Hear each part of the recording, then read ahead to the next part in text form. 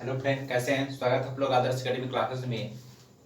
और चलिए बिना समय गवाते हुए शुरू करते हैं टेस्ट डिस्कशन। चलिए, कुछ भाई लोग का कहना था कि सर एनटीपीसी का रिजल्ट 20 तक बोले थे, नहीं दिया गया। देखिए क्या भाई, बहुत जल्द दे दिया जाएगा। उसमें जो कुछ बच्चे जो है ऑप्शन या आंसर पर जो कंप्लेन किए थे वह जो है चेक हो रहा था। आपका री आंसर जो है फिर से जो है आपका आंसर की ओरिजिनल आंसर की देगा और उसके 1-2 दिन बाद आपका रिजल्ट आ जाएगा। तो बहुत जल्द दे दिया जाएगा, उम्मीद है कि 1 सप्ताह के अंदर। देखिए पहला क्वेश्चन, देखिए क्या कहता है मेरे भाई। पहला क्वेश्चन कहता है कि जीवाणु कोशिका में सूत्रकणिका की संख्या क्या होता है। नोट कीजिएगा, 1883 ईस्वी में जीवाणु की खोज ल्यूवेन हॉक नामक व्यक्ति ने किया। किसने किया? ल्यूवेन हॉक ने किया। अगर आपसे पूछे कि जीवाणु जीवाणु जो होता है, लिखिएगा एक कोशिकीय, इसका शरीर जो होता है एक कोशिकीय का बना होता है। अगर आपसे पूछे, इस पर लिखिएगा, अगर आपसे पूछे कि जीवाणु बना किसका होता है मेरे भाई, तो नोट कीजिएगा, जीवाणु जो है वो प्रोटीन और फॉस्फोलिपिड का बना होता है। किसका बना होता है? प्रोटीन और फॉस्फोलिपिड का बना होता है। और यहाँ पर सवाल क्या कहता है कि जीवाणु कोशिका में सूत्रकणिका की संख्या कितनी होती है। तो इसके कोशिका में सूत्रकणिका की संख्या जो होती है वो कितना होता है? 0 होता है। सारे पर अच्छा से नोट कर लीजिएगा। चलिए नेक्स्ट सवाल देखते हैं। दूसरा सवाल कहता है कि सांपों का जो विष ग्रंथि, कहता है दूसरा सवाल कि सांप में जो विष ग्रंथि जो होती है वह स्तनधारियों या वह किसके समान होता है। तो सांपों में जो विष ग्रंथि होता है, तो आप लोग का आंसर बनाइए, इसका क्या होगा। तो यह जो होता है इसका आंसर हो जाएगा डी नंबर। सांपों का जो विष ग्रंथियां होती है वह कशेरुकी प्राणियों के लाल ग्रंथि जो होता है उसी के समान सांपों में क्या होती है? विष ग्रंथि होती है। तो अच्छे से नोट कर लीजिएगा। चलिए तीसरा क्वेश्चन देखिए क्या कहता है, इजी क्वेश्चन है। कहता है मनुष्य में शुक्राणु की अवधि कितना होता है। कहता है कि मनुष्य में शुक्राणु जो होते हैं, शुक्राणु, उसके आयु कितना होता है। तो नोट कीजिएगा, इसका जो आयु होता है वो 72 घंटे से लेके 48 से 72 घंटा ही मात्र इसका आयु होता है। चलिए सारे पर नोट कर लीजिए। देखते हैं नेक्स्ट सवाल।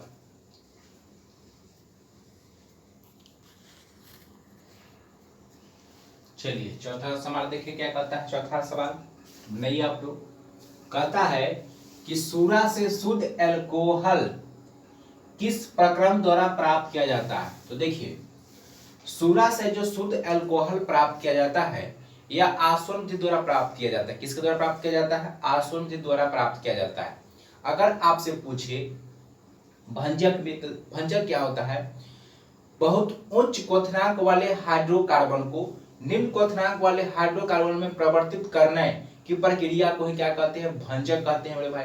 अगर आपसे पूछ ले कि कोयले के भंजक आसवन से किस चीज का प्राप्ति होती है या किसका प्राप्ति होता है, तो नोट कीजिएगा कोक का प्राप्ति होता है। लेकिन अगर आपसे पूछ ले, नेक्स्ट पर नोट कीजिएगा कि लकड़ी के चारकोल, लकड़ी से जो चारकोल प्राप्त होता है, तो लकड़ी के भंजक आसवन से क्या प्राप्त होता है, तो नोट कीजिएगा चारकोल। अगर पूछेगा चारकोल किसके भंजक से प्राप्त होता है, तो लकड़ी के भंजक आसवन से चारकोल प्राप्त होता है और कोयला के भंजक आसवन से आपका कोक प्राप्ति होता है।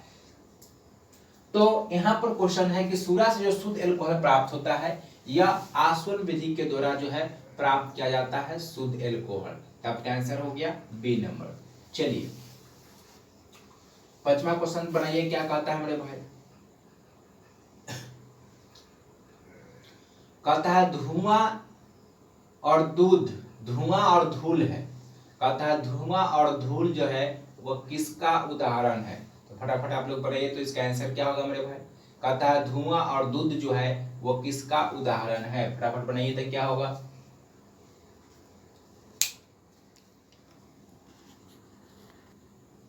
चलिए तो क्वेश्चन क्या कर रहा था कि धुआं और धूल जो है किसका उदाहरण है मेरे भाई। तो जो दोनों उदाहरण है किसका है? एरोसोल का उदाहरण है। किसका है? एरोसोल का उदाहरण है। बात करते हैं जेल में, तो जेल में क्या हो जाएगा मेरे भाई? जेली हो जाएगा और क्या हो जाएगा? पनीर हो जाएगा और क्या हो जाएगा? दही हो जाएगा। बात करते हैं फोम में लिखिएगा तो साबुन का झाग, साबुन का झाग किस में आता है? फोम में आता है। पायस में लिखिएगा, पायस में क्या हो जाएगा? दूध हो जाएगा और क्या हो जाएगा? क्रीम। ये सभी किसका उदाहरण है? पायस का उदाहरण है। चलिए, तो क्वेश्चन क्या था कि धुआं या धूल उदाहरण किसका है? एरोसोल का उदाहरण है। किसका उदाहरण है? एरोसोल का उदाहरण है। चलिए नेक्स्ट पॉइंट देखिए क्या कहता है। कहता है कांसा, कांसा जो है Cu प्लस Sn का मिश्रण होता है। इसमें Cu लिखिएगा 90% और Sn रहता है कितना परसेंट? 10%। ठीक है, तो कहता है कांसा क्या है? तो कांसा जो है आपका क्या है? मिश्र धातु है। क्या है? कांसा मिश्र धातु है। कांसा Cu प्लस Sn से मिलकर बना होता है। इसमें पूछ ले Cu कितना परसेंट? 90% होता है और Sn की मात्रा कितना परसेंट होता है? 10% होता है। चलिए नोट कर लीजिए, तो आपका 6 का आंसर हो गया। वह क्या हो गया? मिश्र धातु आंसर हो गया। लेकिन इसमें एक और सवाल पूछता है, अगर आपसे पूछे कि गन मेटल में, तो लिखिएगा गन मेटल में क्या होता है? तो गन मेटल में लिखिएगा इसमें Cu Sn और प्लस Zn होता है। ठीक है, गन मेटल में पूछ लिया जाता है कौन कौन सा धातु से मिलकर बनता है, तो Cu Sn और Zn होता है। इसमें Cu जो होता है 90% होता है। ठीक है, 8% Sn होता है और Zn जो होता है वह 2% Zn से होकर के मिलकर बनता है। तो चलिए सारे पर नोट कर लीजिए, देखते हैं नेक्स्ट सवाल। सारे पर नोट कर लीजिएगा, गन मेटल वाले भी। चलिए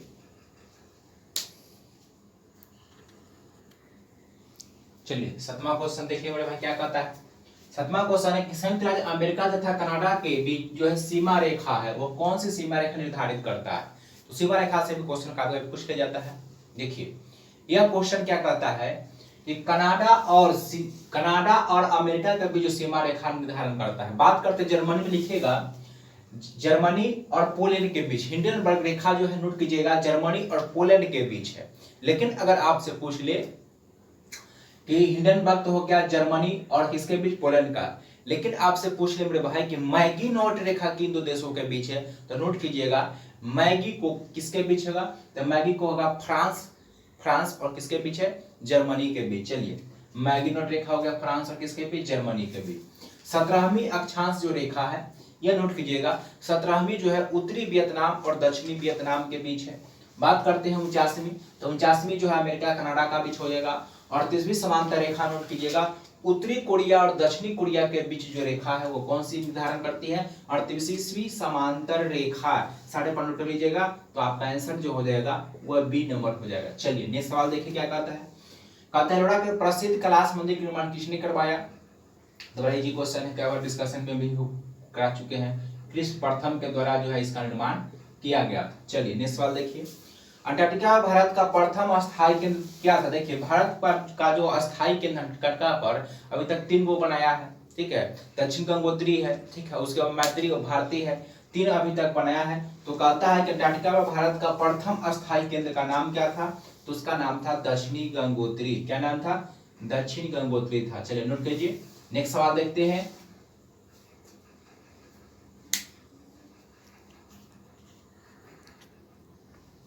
चलिए 10वां सवाल देखिए क्या कहता है। 10वां सवाल कहता है कि पैगंबर मोहम्मद साहब का उत्तराधिकारी कौन? देखिए पैगंबर मोहम्मद साहब जो थे इनका जन्म जो है 570 ईस्वी में हुआ था। इन्हें ज्ञान की प्राप्ति 610 ईस्वी में मक्का में स्थित हीरा नामक गुफा में ज्ञान की प्राप्ति हुआ था। और इनकी जो शादी हुआ था नोट कीजिएगा खदीजा नामक एक विधवा स्त्री के साथ इनका शादी हुआ था। और इनके जो उत्तराधिकारी जो हुए वह खलीफा कहलाए। लेकिन खलीफा पद 1924 तक चला। और नोट कीजिएगा पहला नेक्स्ट पॉइंट कि 1924 के बाद तुर्की का शासक मुस्तफा कमाल पाशा ने उसके बाद खलीफा का पद 1924 के बाद जो उसे खत्म कर देता है। तो क्वेश्चन क्या का था? क्वेश्चन था कि मोहम्मद साहब के उत्तराधिकारी क्या कहलाए? तो नोट कर लीजिएगा खलीफा कहलाया था। ठीक है, और 1924 के बाद जो है 1924 में नोट कर लीजिए मुस्तफा कमाल पाशा ने इसे जो है समाप्त कर दिया कि खलीफा का पद अब नहीं होगा। चलिए किसी भी तारे का कहता है किसी भी तारे का रंग जो होता है वो किससे निर्धारित होता है, तो उसके ताप से किसी भी तारे का रंग जो है निर्धारित होता है, उसके किससे, ताप से निर्धारण होता है। चलिए नेक्स्ट सवाल देखते हैं। कहता है बीमा नियामक और विकास प्राधिकरण इरडा का मुख्यालय कहाँ है, जिसका आंसर मेरे भाई कहाँ हो जाएगा, हैदराबाद में। कहाँ है, हैदराबाद में। चलिए ये सारे पर नोट कर लीजिएगा। चलिए देखते हैं नेक्स्ट सवाल।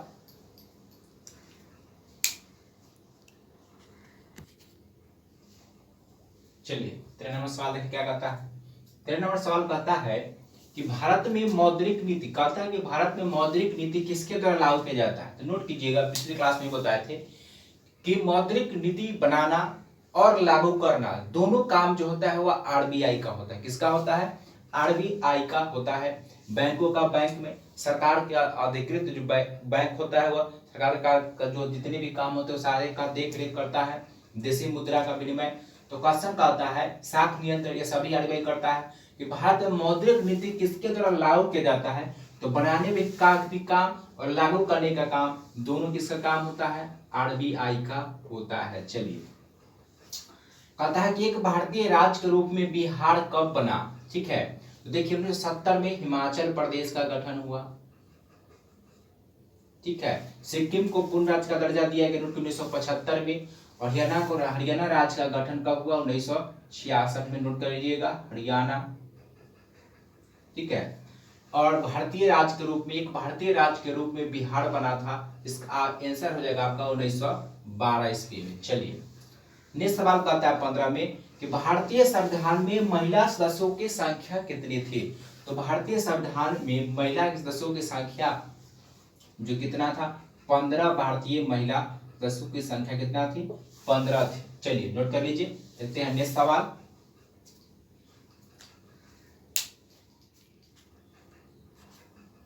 चलिए देखिए 16 नंबर सवाल क्या कहता है। 16 में कहता है इनमें से कौन जो है कंप्यूटर हार्डवेयर नहीं। ठीक है, तो कंप्यूटर हार्डवेयर कौन नहीं है मेरे भाई, कंप्यूटर हार्डवेयर यहाँ पर माउस है, प्रिंटर भी है, मॉनिटर भी है। आपका एक्सेल जो है वो कंप्यूटर हार्डवेयर नहीं है। 16 का आंसर हो गया क्या, ए। देखिए नेक्स्ट सवाल कहता है कि रॉबिन रेडब्रेस्ट किस देश का राष्ट्रीय पशु है। जापान की क्या है, लिखिए जापान में क्या है, आईबी है। कनाडा का क्या है राष्ट्रीय पशु, कनाडा का जो है गंजा ईगल है। और ऑस्ट्रेलिया का क्या हो गया, ऑस्ट्रेलिया का नोट कीजिएगा कंगारू है। लेकिन यहाँ पर रॉबिन जो रेडब्रेस्ट है ये यूनाइटेड किंगडम का है, किसका है, यूके का हो जाएगा। चलिए सारे नोट कर लीजिएगा।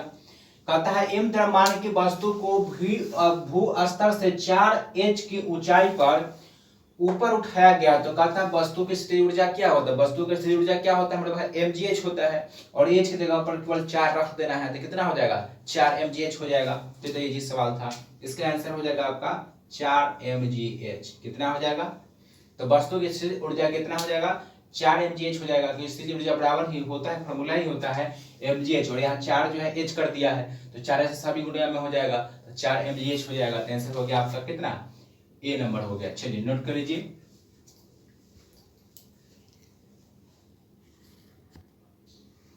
चलिए नेक्स्ट नंबर सवाल देखिए क्या कहता है। कहता है कि प्राथमिक इंद्रधनुष में बाहर की ओर कौन सा रंग होता है। तो नोट कीजिएगा, प्राथमिक इंद्रधनुष में बाहर की ओर होता है लाल रंग, और अंदर की ओर होता है कौन सा रंग, बैगनी रंग होता है। ठीक है, कौन सा रंग होता है, बैगनी रंग होता है। प्राथमिक इंद्रधनुष जो बनता है इसमें प्रकाश का जब मुद्दे पड़ता है तो इसमें 2 बार जो होता है क्या होता है, अपवर्तन होता है, और 1 बार परावर्तन होता है। ठीक है, लेकिन अगर पूछेगा कि द्वितीय इंद्रधनुष में, तो द्वितीय इंद्रधनुष में इसका जस्ट उल्टा हो जाएगा। ठीक है, वहां पर बाहर की ओर कौन सा रंग होगा, यहाँ पर बाहर की ओर लाल रंग होगा, तो वहां पर बैगनी हो जाएगा, और अंदर में क्या हो जाएगा, लाल हो जाएगा। द्वितीय इंद्रधनुष जो बनता है उसमें सूर्य के प्रकाश 2 बार परावर्तन और 2 बार अपवर्तन होता है। नोट कर लीजिएगा, 2 बार परावर्तन और 2 बार क्या होता है, अपवर्तन होता है। चलिए, तो प्राथमिक में बाहर की ओर कौन सा रंग हो जाएगा, लाल हो जाएगा, अंदर की ओर कौन हो जाएगा, बैगनी। द्वितीय में पूछेगा बाहर की ओर तो बैगनी, अंदर में क्या हो जाएगा, लाल, जस्ट उल्टा हो जाता है। चलिए 20 में कहता है 36 से 60 डिग्री कोण बनाकर, देखिए 60 डिग्री कोण बनाकर जो है 50 kg का आदमी जो है 10 मीटर लंबी सीढ़ी, मान लीजिए सीढ़ी है 10 मीटर जो है लंबी सीढ़ी को क्या करता है, सीढ़ी से उतर रहा है, तो इसके द्वारा कुल कितना कार्य किया जाएगा। तो चलिए बनाइए, तो इसका तो साइन 60 बराबर क्या हो जाएगा, यहाँ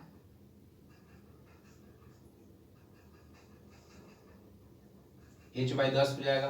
क्या यहाँ से h निकाल लेंगे हम तो क्या हो जाएगा 10 sin 60 हो जाएगा। sin 60 लिख दीजिए। sin 60 का मान होता है √3/2। h का मान निकल गया। चलिए अब सॉल्व कीजिए इसको, फटाफट बनाइए। तो 30 सेकंड में फटाफट बनाइए। तो h का मान निकल गया मेरे भाई।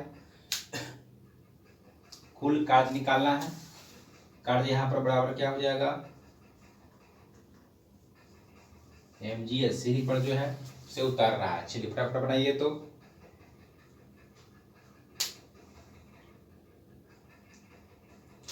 चलिए तो क्या हो जाएगा 50 m का मान दिया हुआ है 50 kg, g का मान दिया हुआ है 10 और h कितना हो जाएगा 10√3/2 या 5 से जब इसको हल कीजिएगा, इसको हल कीजिए कितना आता है, इसको हल कीजिएगा तो ये आ जाएगा लगभग 43-25 जूल। तो ये आंसर हो जाएगा आपका कितना 43-25 आंसर हो जाएगा आपका डी नंबर। चलिए नोट कीजिए फटाफट। चलिए मेरे भाई नोट कर लिए। तो देखिए यहाँ समझिए, फिर से कर रहा था कि 36 से 60 डिग्री कोण बनाकर 50 केजी का आदमी 10 मीटर लंबी सीढ़ी से जो है उतर रहा है, सीढ़ी से उतर रहा है, ऊंचाई से उतर रहा है। तो यहाँ पर कार्य बराबर क्या हो जाएगा mgh हो जाएगा। अब यहाँ पर हमें h मालूम नहीं था। sin थीटा का मान दिया हुआ था 60 डिग्री। sin थीटा क्या होता है मेरे भाई, ठीक है, तो लंब बटा कर्ण होता है, यानी यह मान लिया उसका ऊंचाई। sin 60 बराबर कितना हो जाएगा h/10 हो जाएगा। यहाँ से हम h निकाल लिए क्योंकि mgh निकालने के लिए हमको जो h चाहिए। तो h बराबर कितना हो जाएगा sin 60 का मान √3/2 होता है, 10√3/2 हो गया। और कुल किया गया कार्य बस निकाल दिए, बस कुछ नहीं करना था, फॉर्मूला बैठा देना। m का मान दिया हुआ था, g का मान दिया हुआ था और h का मान 10√3। जब इसको सब्ट्रैक्शन कीजिएगा 43/25 आ जाएगा, जूल आ जाएगा। आंसर हो गया आपका डी नंबर मेरे। ठीक है, तो ये था मेरे भाई आज का महत्वपूर्ण सवाल। हर एक पॉइंट को अच्छे से ईमानदारी से नोट कर लीजिएगा। परीक्षा में आने वाले एग्जाम में जो है मेरे भाई न्यूमेरिकल से भी काफी टपकता है। ठीक है, अगर मेरे भाई क्लास अच्छा लगा हो तो लाइक और शेयर जरूर कीजिएगा। ठीक है, और मिलते हैं फिर नेक्स्ट क्लास में। धन्यवाद।